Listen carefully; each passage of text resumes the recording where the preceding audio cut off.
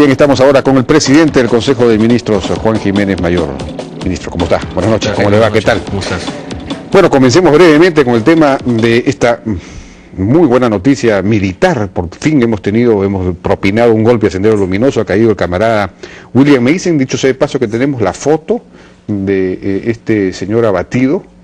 No es que estaba abatido, sino William, de acuerdo. Bueno, ¿tiene usted alguna información adicional? ¿Cómo fue esto? ¿Cómo se produjeron los hechos? En fin. Bueno, esto ha sido un trabajo de inteligencia, de fuerzas combinadas del Ejército, la Fuerza Armada y la Policía Nacional del Perú. No es el primer golpe que se está dando en la lucha contra la pacificación o contra las remanentes de Sendero en estas zonas. Artemio, recordemos que también ha sido parte de... Bueno, pero eso es de otra zona, claro. Pero digamos, es parte del conjunto de políticas contra el terrorismo que está lanzando el gobierno. Yo ayer en el Congreso lo planteé, de alguna manera, no se trata de hacer estrategias aisladas, sino es parte de todo un paquete que está vinculado a la lucha contra la pobreza, a la lucha contra el narcoterrorismo también. En esto trabajamos en la idea de llevar el Estado a estas zonas, a la zona del Ebray, a la zona del Guayaga, y creemos que también es importante que podamos construir un nuevo marco legal para enfrentar el fenómeno del terrorismo o el fenómeno de estos movimientos de fachada, que hoy día están amenazando la democracia, ¿no? Hablando del tema, bueno, evidentemente no tenemos mayor, es seguro que es señor. Es una persona que ha estado haciendo mucho ¿no? Exactamente, mucho daño en la zona. Ha sido un golpe bastante fuerte el que ha dado el Ejército y la Policía en este ámbito, o la Fuerza Armada en general. Y creemos que es parte de las tareas de inteligencia que se están haciendo en la zona. ¿Hay más inteligencia ahora en la zona? Porque era un problema eso. Lastimosamente esto es una labor silenciosa que tiene que ser así por la naturaleza de las operaciones. Pero tampoco queremos caer en los triunfalismos ni plantear que estamos ya en el camino a seguir. Hay que hacer muchísimo. Estamos trabajando en el reequipamiento de la Fuerza Armada, en el mejoramiento de las condiciones de vida y la logística que tienen que tener las tropas en la zona, en la mejora también de las bases militares y el reequipamiento. Acá lo que ha habido en el BRA en general, que es cómo se ha recibido hace un año el gobierno ya, era una zona de frontera del país. Era un enclave, claro, dentro del territorio, sí, donde no entraban las Fuerzas Armadas y donde ocurría, ¿no es cierto?, era una zona extraterritorial del país, donde no había aduanas, donde no había impuestos, claro, donde no había Estado, y donde simplemente se dejaba hacer y dejar pasar todo. Ahora, ya desde el gabinete anterior se comenzó una política de reuniones mensuales con todos los alcaldes del BRAEM para, digamos, hacer seguimiento de las acciones multisectoriales que se llevarían a cabo, pero veo que se han suspendido esas reuniones. No, eso no es verdad. Nosotros seguimos trabajando, hemos instalado la semana pasada la comisión multisectorial. Pero sin los alcaldes. Pues sí, pero ellos vienen permanentemente. Yo estoy reunido hoy día con alcaldes de centros poblados del BRAEM. Eso ya no va a ser una reunión frecuente, digamos, institucionalizada. Lo que pasa es que no se trata de hacer reuniones, se trata de hacer trabajo efectivo, y eso es lo que estamos haciendo. Bueno, pero digamos, el secretario técnico, el coronel Rojas tampoco tiene funciones ejecutivas, él es un coordinador, entonces es un gran coordinador, finalmente, es un gran coordinador de las labores de gobierno para efectivamente tener un liderazgo en la zona y poder articular el esfuerzo del gobierno nacional, de los gobiernos regionales y los gobiernos locales en las tareas de pacificación, en las tareas de construcción, de obras públicas, en general, de cómo llevar el Estado a estas zonas. Mencionaba usted que no hay ni debe haber zonas liberadas en el país, efectivamente, pero por ejemplo el Monzón es una zona liberada, mucho más liberada que el BRAEM en realidad, y ahí el gobierno ha renunciado a erradicar, y se iba a erradicar y ya no se va a erradicar. En absoluto, yo niego rotundamente esa afirmación. Estamos trabajando en la zona norte. En el Monzón, la estrategia inicial dada por el presidente es que podamos ingresar con el Estado a través de programas sociales, a través de una serie de acciones de gobierno para poder tener presencia en la zona. Es una zona que ha sido efectivamente abandonada por el Estado y nosotros necesitamos recuperar esa zona para el país. Claro, esa es la estrategia. Se había dispuesto unas acciones de erradicación que no se están realizando. Y están ahí, la policía está en la zona. Bueno, eso no se ha habido, recuerda usted un incidente la semana pasada donde efectivamente cocaleros por ataque digamos lo que sí se está haciendo es destruir pozas de maceración. Más de 250 policías están en esa zona. Pero no están erradicando.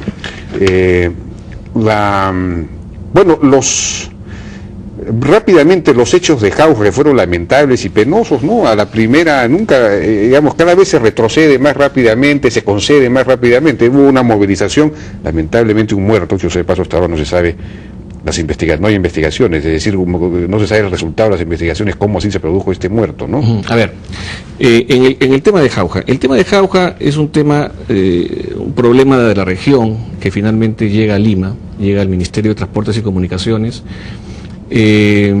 Aquí hay un problema entre dos provincias, ¿no es cierto? El presidente regional no ha realizado, creo yo, el mejor trabajo de afirmación de su autoridad dentro de la región y de poder conciliar con todas las partes involucradas a efectos de plantear cuál es la mejor solución para un aeropuerto en la región. Esto ha motivado un conflicto en la región, conflicto que era contra el presidente regional, no era contra el gobierno, y donde el gobierno ha intervenido.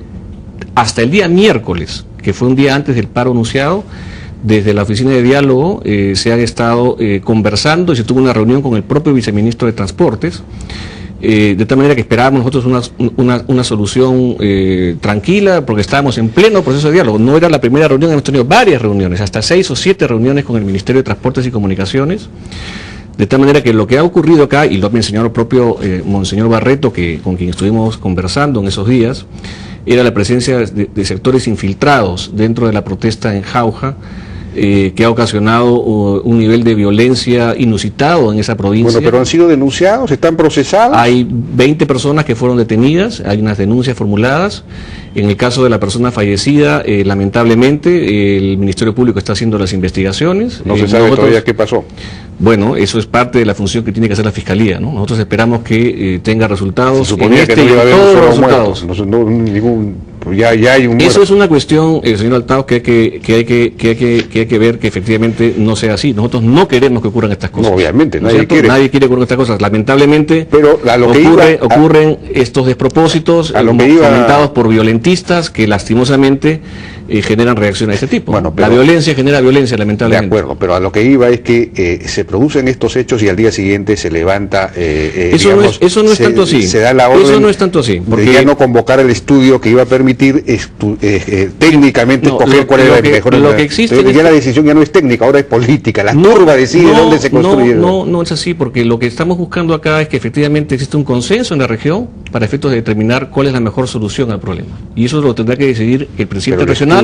El estudio iba a servir para ayudar al consenso. Nosotros consideramos que en este tema el presidente regional no ha alcanzado al gobierno central toda la información. Y toda la información implica que existe un consenso en la zona para poder efectuar estos estudios. Y esperamos que esto se realice. Pero además, esto no estaba en la agenda del gobierno. Pero tan estaba que hubo un decreto supremo en noviembre o diciembre dado por este mismo gobierno que declaraba de interés, en fin, de prioridad la internacionalización del aeropuerto de Jauja, es decir, se iba a trabajar con el aeropuerto de Jauja. De pronto sale este estudio, a mi juicio en realidad es más lógico, para hacer un estudio para identificar el mejor lugar. Entonces ya es el propio gobierno central el que ha inducido este problema. Ese decreto no fue un decreto de este gobierno, el que usted comenta. No, noviembre noviembre del año pasado. El decreto que usted comenta fue un decreto... Noviembre del 2011. No. El decreto fue mis asesores, a ver dónde está. No, es que es así. Lo que ocurre acá es que llegó muy mala información por parte del gobierno regional. Ellos tienen que... Creo que tenemos que aprender en el Perú que los gobiernos regionales también son autoridades y tienen que resolver sus conflictos directamente y promover el diálogo internamente también. O sea, la presidencia del Consejo de Ministros no es la oficina de bomberos del país. Nosotros tenemos que aprender que existen instancias y que estas instancias aprendan a resolver sus problemas también. Acá ha sido un conflicto de la región que ha escalado hacia Lima. De acuerdo, pero también ya conocemos los presidentes regionales que no solamente no resuelven los problemas, sino que generan problemas y se rebelan abiertamente contra el gobierno central. Conocemos el caso, la pesadilla de Cajamarca. Pero es la excepción, felizmente. Es la excepción, sí. Yo creo que tenemos excelentes presidentes regionales también que trabajan por sus regiones, que están haciendo obras, están haciendo un estupendo trabajo, ¿no?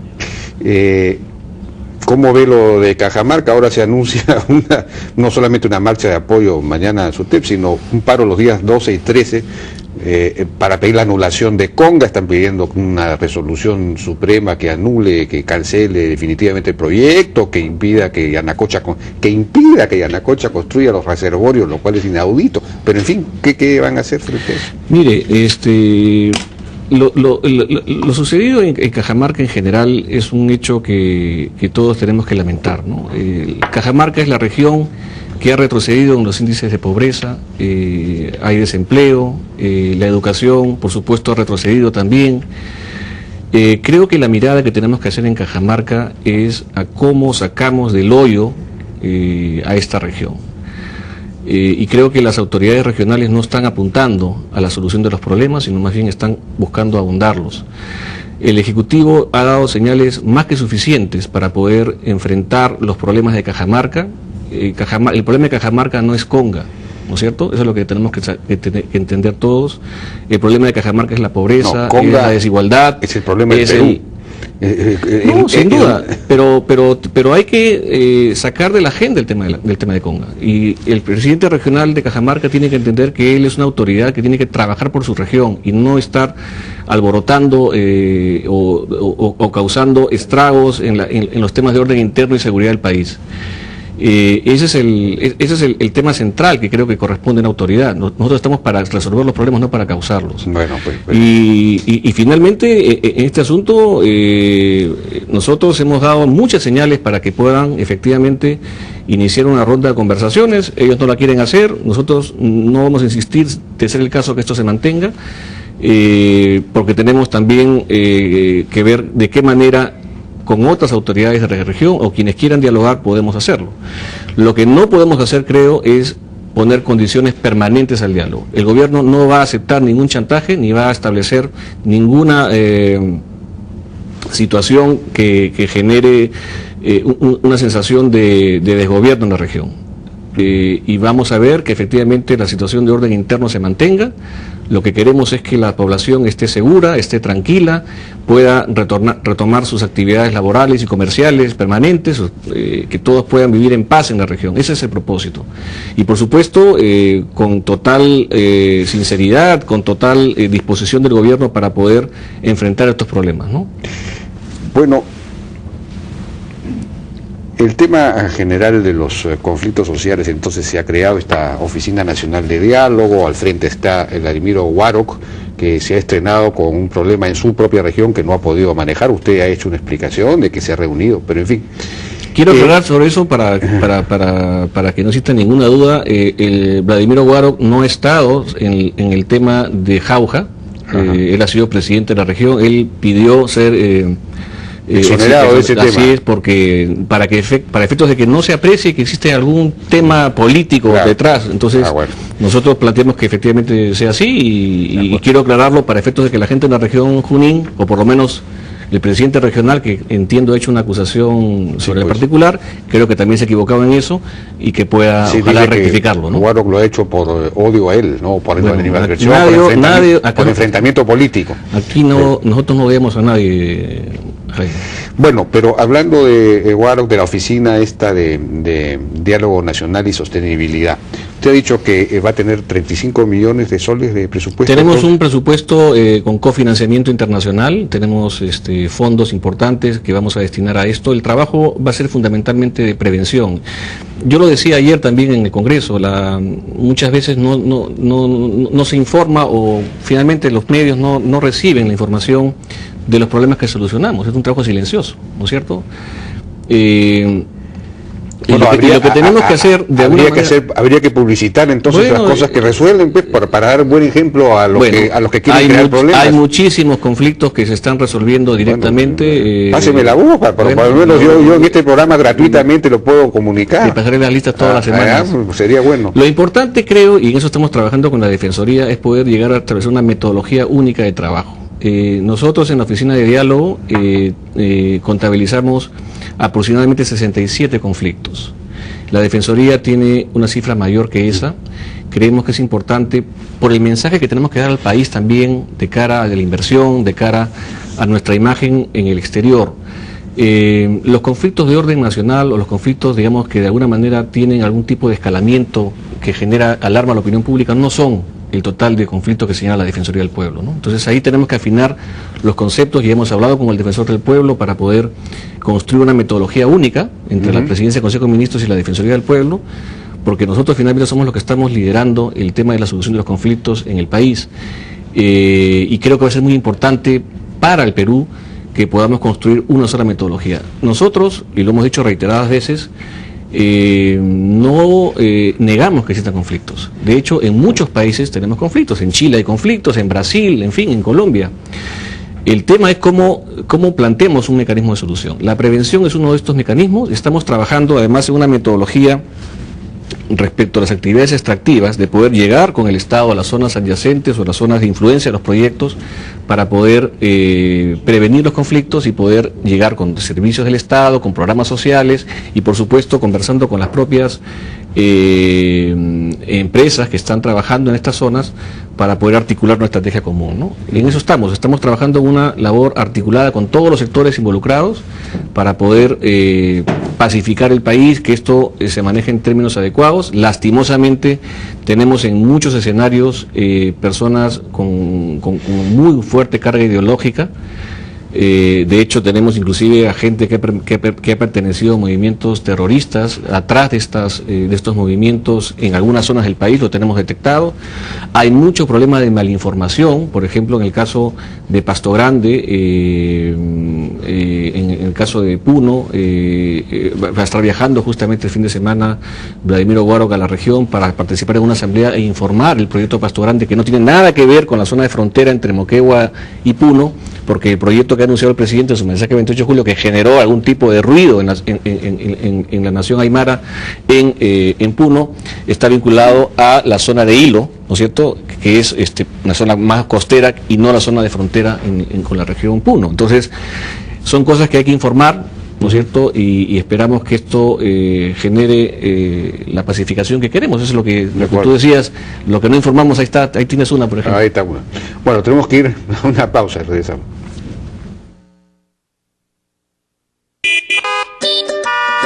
Para que todo esté bien, SOAT de RIMAC, el SOAT que encuentras por donde vayas, o también llamando al 411-3000. Preocúpate menos, RIMAC Seguros. Todo va a estar bien.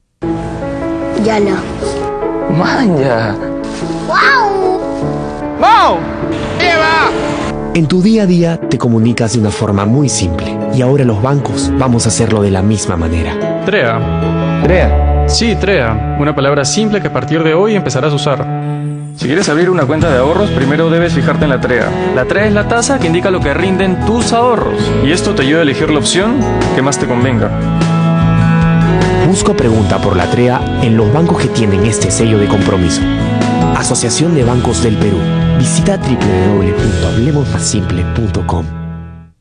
Mi congestión nasal por las noches significaba que no podía ni respirar bien ni dormir bien. Al día siguiente tardaba mucho en recuperarme. Todas las noches me levantaba, me sonaba la nariz o me duchaba. Hasta que probé Respira Mejor, que es libre de medicamentos. E inmediatamente volví a respirar, a dormir y a sentirme mejor. Gracias, Respira Mejor. Respiras mejor, duermes mejor, te sientes mejor. ¡Hey, tigre! Ahora puedes comprar todo lo que quieras en tigres.com. ¡Grande! Compra desde donde estés y te lo llevan a donde tú quieras. ¡Grandioso! Pruébalo hoy. Compra todo en tigres.com.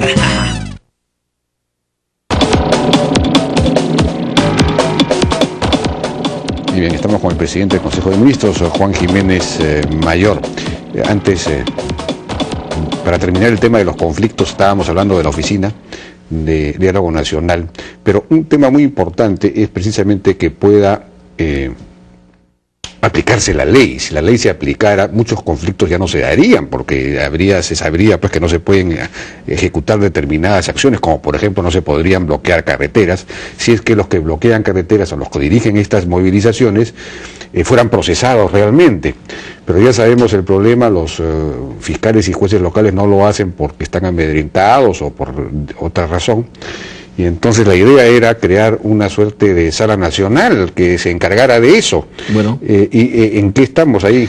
Bueno, lo hemos propuesto en el discurso de investidura, estamos trabajando en la iniciativa. Creo que va a ser importante. No tenemos efectivamente ninguna persona, digamos, condenada por estos delitos o en todo caso con prisión efectiva. Creo que tenemos que dar señales al país de que efectivamente tiene que haber orden, tiene que haber respeto a la ley, y que cualquier persona que bloquea una carretera, una autopista o genera la interrupción de un servicio esencial, tiene que cumplir comete un delito, tiene que cumplir una condena. Lo que pasó, por ejemplo, con los maestros o los pseudo maestros, digamos, en Puno, ¿no? Que comenzaron a tirar piedras a un avión que estaba aterrizando, ¿no? Fue una cosa realmente lamentable y que no puede pasar. El planteamiento que ha hecho el Ejecutivo es que la Sala Penal Nacional asuma competencia en todos los temas vinculados a interrupción de servicios públicos en manifestaciones que exceden la protesta social. Esperamos que esta iniciativa pueda ser aprobada. ¿Este es un proyecto de ley? Va a ser un proyecto de ley. Le hemos pedido al Poder Judicial que asuma esto como parte de sus funciones en el Consejo Ejecutivo. Ellos han entendido de manera parcial solamente cuando se declara el estado de emergencia. Nosotros creemos que debería ser mucho más allá, porque no en todos los lugares se declara el estado de emergencia. Y bueno, o sea que el Poder Judicial no está adoptando la iniciativa. Solicitamos eso al Poder Judicial, pero como le digo, solamente ellos plantearon esta posibilidad y creemos que... Entonces ustedes, digamos, emitirían un proyecto de ley, enviarían un proyecto de ley. Sí, esa es la idea, pues, porque bueno, creemos que es el momento que el principio de autoridad se reafirme, ¿no? De acuerdo. Bueno, y los famosos gobernadores de Cajamarca, anticonga, agitadores. Bueno, mire, ese es un tema efectivamente muy sensible y creo que ha llegado el momento de hacer una reforma a todo el sistema de representación del Poder Ejecutivo en las regiones y provincias del Perú. Estamos trabajando en la Presidencia del Consejo de Ministros una propuesta normativa, ya hemos conversado con el presidente, a efectos de crear, como el modelo español, los delegados presidenciales, que puedan efectivamente ser autoridades de representación del gobierno nacional en las regiones, que articulen a todas las oficinas desconcentradas del gobierno en la zona, que puedan ser los grandes gestores, además, de la recepción de pedidos para que puedan llegar al Poder Ejecutivo. Es un cambio realmente de la concepción de lo que es el apoyo que tiene que hacer el gobierno central a los gobiernos regionales y locales. Creo que los gobiernos, las autoridades no tienen que venir hasta Lima, sino que el gobernador tiene que ser la persona que pueda ser el facilitador y ser el interlocutor en la región. Esto además implicaría que todos los delegados presidenciales dependan de la Presidencia del Consejo de Ministros y no del Ministerio del Interior, como ocurre hoy día. Va a ser otra reforma que esencial, creo que es importante, para efectos de poder mejorar la posición del Poder Ejecutivo también en las regiones y que podamos tener personajes además con sueldos decentes, con oficinas importantes en la región. Ojalá, estamos también planteando ver cómo esto lo podemos financiar con el BID o con el Banco Mundial para hacer centros cívicos de representación del gobierno nacional en las regiones, donde esté la SUNAT, registros públicos, en fin, oficinas que tenemos en la región, Indecopi, en fin, que puedan brindar los servicios múltiples que da el Ejecutivo en las regiones. Ahora, habría que pensar también en la posibilidad de reequilibrar las relaciones con las regiones en el sentido de fortalecer digamos, la capacidad del gobierno central de asegurar la gobernabilidad y también la unidad del Estado, digamos, que está recogida en la Constitución. El tema de poder sancionar a los presidentes regionales, a las autoridades locales o regionales que se rebelan contra el Estado o poder intervenir en los casos en los que un gobierno regional no está cumpliendo una función, que el gobierno central la pueda digamos recuperar, cosas de ese tipo, ¿no? Bueno, hay algunos mecanismos que tiene el gobierno central en la actualidad.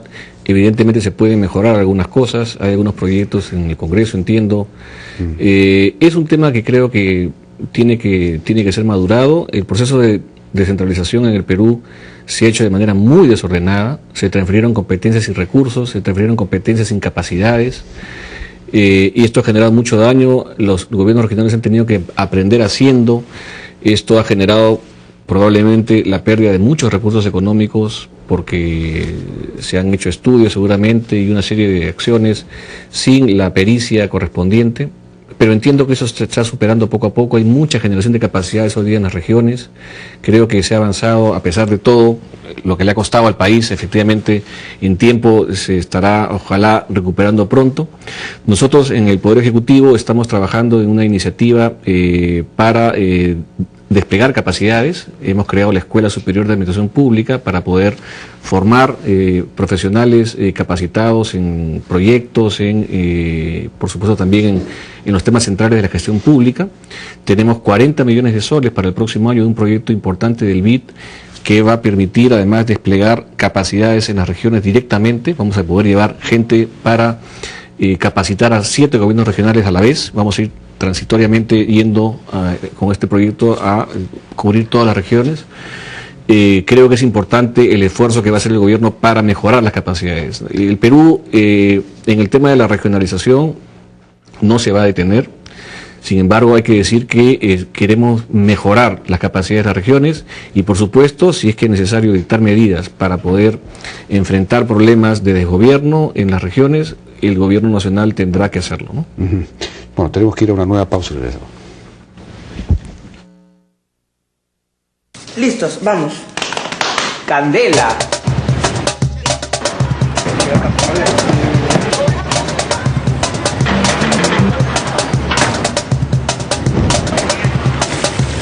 Yo soy una afroperuana que canta música del Perú, música criolla, música del barrio, música del pueblo.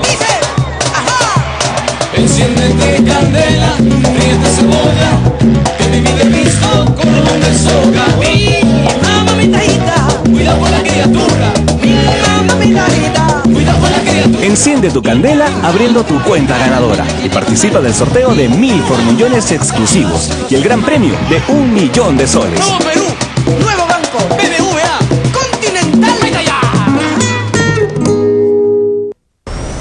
9 de cada 10 personas con dientes sensibles no hacen nada al respecto para tratársela. Yo recomiendo Sensodyne Rápido Alivio porque alivia la sensibilidad de forma inmediata. La prueba es muy sencilla. Es colocar un poco de pasta en la zona sensible del diente, masajearlo por 60 segundos. Una vez terminados los 60 segundos, puede tomar cosas frías y verá que ya no tiene sensibilidad. Sensodyne Rápido Alivio protege al diente contra el dolor y la sensibilidad.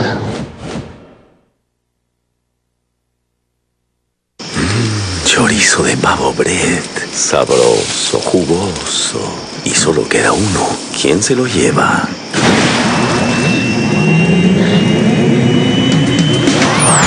Todos van a querer la nueva línea de embutidos de Pavo Bread.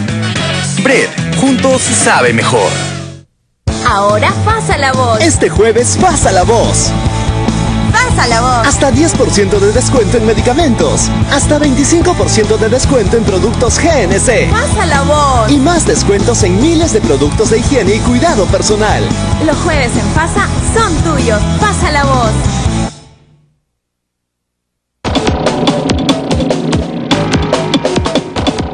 Seguimos conversando entonces con el presidente del Consejo de Ministros. Bueno, mucha polémica ha despertado este proyecto de ley del negacionismo. En general hay una suerte de consenso en el sentido de que ese proyecto no debería pasar. Se señala que en realidad se estaría atentando contra la libertad de expresión. Por último, existe el delito de apología del terrorismo y que con eso bastaría, en fin. ¿Cómo defiende usted este tema? A ver, ¿por qué hemos planteado esta iniciativa? Primero, no es una iniciativa aislada. esto forma parte de la estrategia del gobierno de lucha contra el terrorismo. El despliegue en el BRAE, la mayor logística de las tropas, armamentos, la participación, por supuesto, en todo el enfoque de lucha contra la pobreza, programas sociales, pero necesitamos un marco normativo acorde a la situación actual. ¿Cuál es el problema hoy día en el Perú? Primero que el delito de apología al terrorismo es un delito prácticamente inservible. Los jueces no lo aplican, no tenemos a ninguna persona, ni aún en las peores épocas del terrorismo, sentenciada por este delito. De tal manera que necesitamos una alternativa a esta necesidad. El planteamiento que ha hecho el gobierno está vinculado a el empuje que tenemos hoy día de cierto sector que ha mutado, digamos, de planteamientos terroristas directamente a través de las bombas o a través de los delitos de asesinato que cometían, a el planteamiento de negar estos hechos históricos en el Perú para poder promover una nueva forma de amenazar a la democracia, que es el uso a través de las grietas que tiene el sistema jurídico para penetrar en el sistema democrático. El planteamiento está vinculado a proteger además a nuestra comunidad. Tenemos hoy día que estos movimientos de fachada están penetrando en las universidades, están en los colegios, están en movimientos sociales, están en los movimientos ambientales, ¿no?, generando conflictos sociales también en todo el país. Y todo forma parte de un procedimiento de negar lo que pasó en el Perú.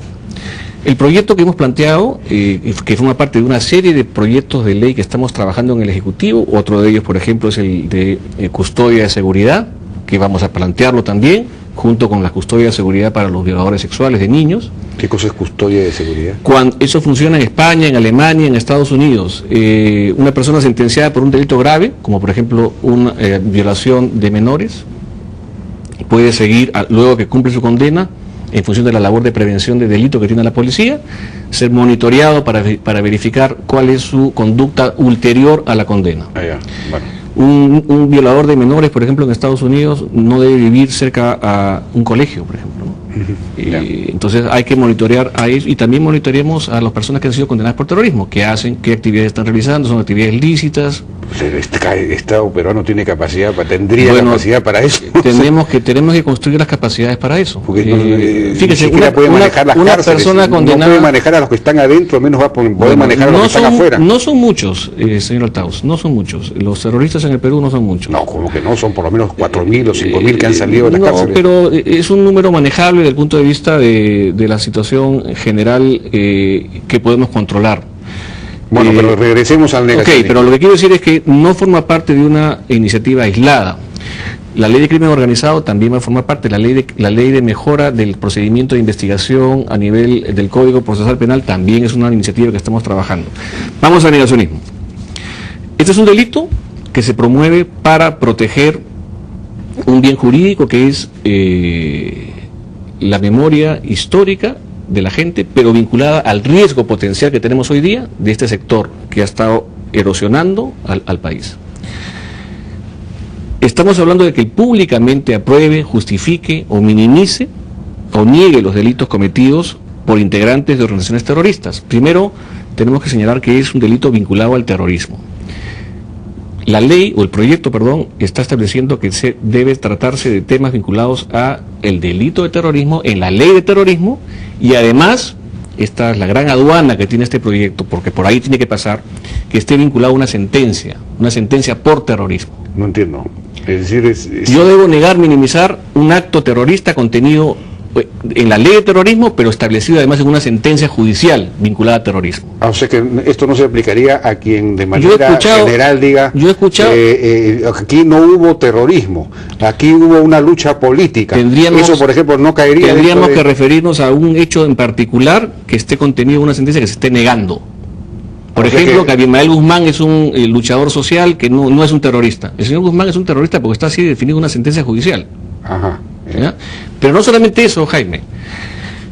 Además de la situación de negar, minimizar o justificar, contemplada en la ley de terrorismo y una sentencia, esto que se hace públicamente tiene que reunir o tiene que servir para los siguientes fines: menospreciar, hostilizar u ofender gravemente un colectivo social, por ejemplo Lucanamarca; enaltecer a los responsables de dichos delitos, o sea, el señor fulano de tal es un héroe nacional, ¿no es cierto?; propiciar o estimular la violencia terrorista, o que sirva esto como medio para adoctrinar con fines terroristas. Yo he escuchado, he leído estos días... ¿Con fines terroristas? Claro, adoctrinar con fines terroristas.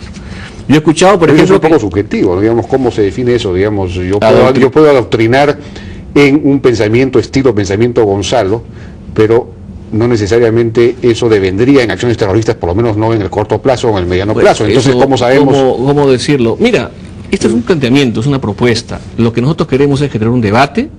Esta propuesta puede ser mejorada sin duda. Podríamos inclusive, dado el temor de la prensa, de ver algún tipo de redacción que no configure un tema de delito de prensa, salvo que sea una posición editorial del medio.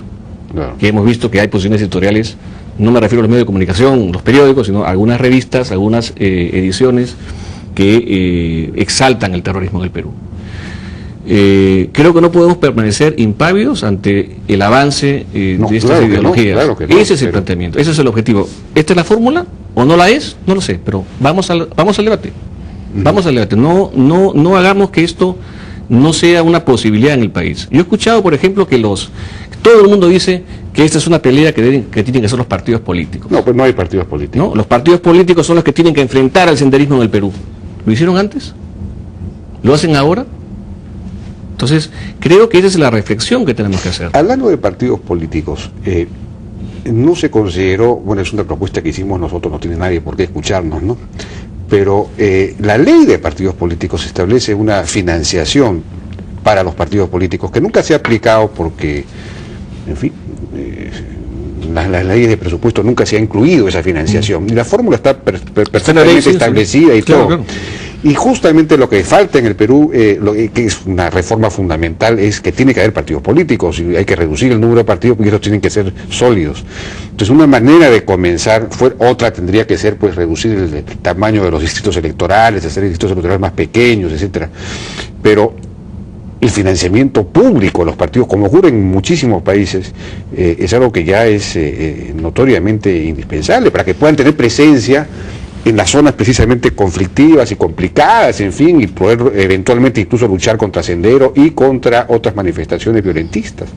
Bueno, es un tema interesante. Además, otras propuestas de reforma que tienen que estar seguramente vinculadas a cómo mejorar el sistema de representación política en el Perú, ¿no?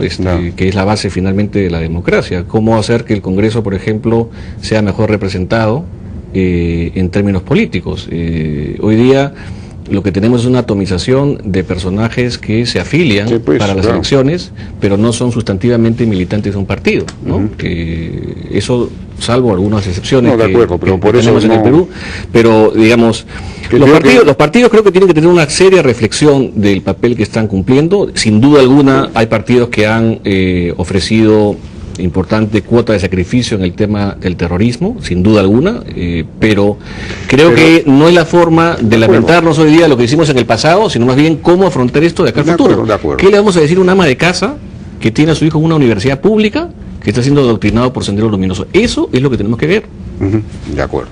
En eso estoy en realidad de acuerdo. Y los maestros de los colegios, por favor. Tenemos 2 proyectos en el Congreso para este tema.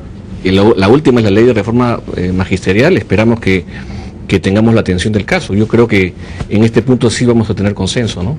Eso sería bueno que avance en alguna concertación o coordinación, ¿no? Porque, bueno, hoy día hemos estado viendo las informaciones de la huelga del SUTEP, aparentemente han tenido... Yo creo que eso no tiene sentido, ¿no?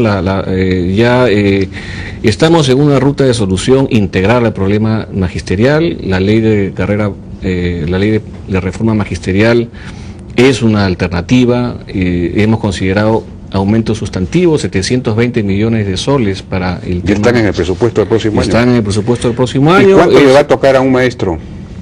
Bueno, el detalle son varias escalas. Es difícil de decirte en cada caso, pero Lo importante es que tenemos una propuesta, y lo que tiene que hacer el SUTEP, si quiere hacer algún tipo de manifestación, es ir a debatir esto al Congreso también. O sea, tiene probablemente sus representantes, o tiene algunos voceros que pueden serán invitados a las comisiones, en fin, que se dialogue. ¿Por qué tenemos que estar en permanentes escenarios de conflictos o escenarios de protesta, cuando podemos perfectamente, tenemos los canales, además, estamos en una democracia? Bueno, le decía rápidamente, recapitulando lo del financiamiento público de los partidos políticos, porque Patria Roja, que maneja el SUTEP, maneja la derrama magisterial, o sea que por ahí tiene acceso, no sé si directo, tiene pero mucha plata, además. Tiene mucha plata. Patria Roja tiene y el Movadef de Sendero Luminoso probablemente tiene alguna plata, no sé si vendrá del Braem o no, del sendero que está en el Braem. Entonces, pero los partidos democráticos, digamos, no tienen ninguna clase de financiamiento, entonces la democracia está abandonando su posibilidad. Bueno, pero brevemente, porque ya nos ha ganado el tiempo, usted en su discurso habló de facultades para la reforma del Código Procesal Penal, y usted dijo, exigimos una profunda reforma judicial, pero claro, eso, más allá de exigir... Bueno, nosotros, quiero precisar, nosotros no tenemos delegación de facultades en materia de seguridad ciudadana ni para el Código Procesal Penal. Eso es un proyecto que vamos a presentar al Congreso y ya lo estamos también estudiando.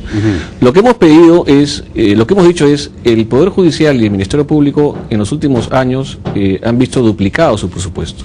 Desde el 2004, en el 2004, para que tener una idea, el presupuesto del Poder Judicial era 550 millones de soles. Hoy día es 1.500, digamos, ¿no? 1.400, el próximo año va a ser 1.500 y pico. Ha crecido el Poder Judicial en presupuesto, en oferta de servicios, en cantidad de personal. Lo que hemos señalado es que tengamos mejor calidad de los servicios, y creo que ahí la demanda ciudadana plantea... ¿Pero qué se va a hacer al respecto? Bueno, es un tema que el Poder Judicial tiene que determinar. Es una demanda al Poder Judicial. Es una demanda, es un organismo autónomo. Ya sabemos que cada vez que alguien quiere decir algo, a uno digamos, le dicen ahí, no te metas, pero bueno. Usted ha sido secretario de la CEDEAJUS, o sea que podría tener algún nivel de coordinación, y no existe ese... No, en la época de Toledo se reunían el presidente de la República con el presidente del Poder Judicial y el presidente... Hay reuniones de alto nivel de Estado, No. Yo he estado esta mañana, por ejemplo, reunido con el fiscal de la Nación, evaluando algunos temas vinculados a la aplicación de la ley de lavado de activos.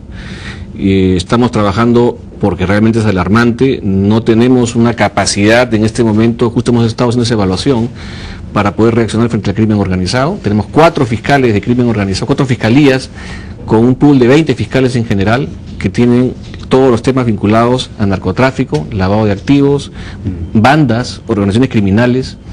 No existe un cuerpo de peritos, sino 4 peritos para analizar todo este panorama. Narcotráfico con todo esto. Entonces, tenemos que invertir más recursos en eso. Hemos trabajado, hemos estado con la Unidad de Inteligencia Financiera también para ver de qué manera podemos implementar bien esta ley, porque es una ley que tiene que servir para que el Perú efectivamente cambie y podamos no poner en negro lo que pasa hoy día en el Perú, ¿no?